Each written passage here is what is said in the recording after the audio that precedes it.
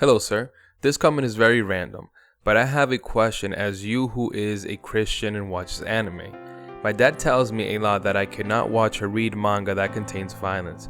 However, I do own volumes of One Punch Man, Fire Force, etc. I would like to know your opinion. Oftentimes what happens is one of three things. One, your parents could be ignorant of anime and everything that has to do with anime. Other times, they may just want to protect you from something that they don't understand. And other times, they just don't want you to have any fun. All joking aside, it looks like this kid is about 17 years old, and he's having some conflict with his dad that doesn't want him to watch violent animes. I think one of the things that you could be doing is potentially showing your dad a genre that he understands a little bit more. Like, for example, superheroes like the Avengers, and using those movies and showcasing where there is violence in these movies. However, ultimately the violence has a purpose, and in this purpose what you're seeing is a hero or heroes trying to stop evil things from happening.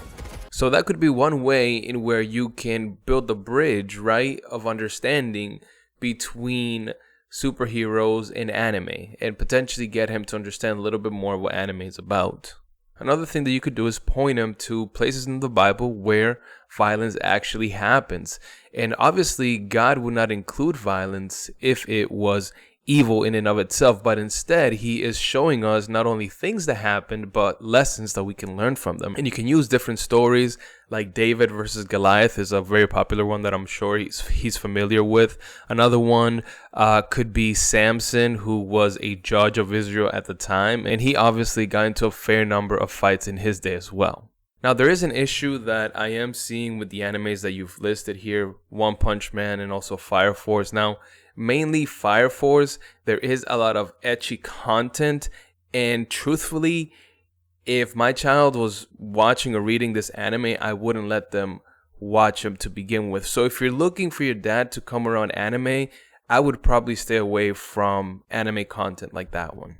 Now, another thing that you could do is sit down and watch a few anime episodes with him. I would recommend that you show him something like My Hero Academia, where it's all about superheroes, which is something that I'm sure he already understands, and maybe try to bridge the gap that way as well. What I will say is that we as children, especially those that are still living at home, we are called to respect and obey our parents, right?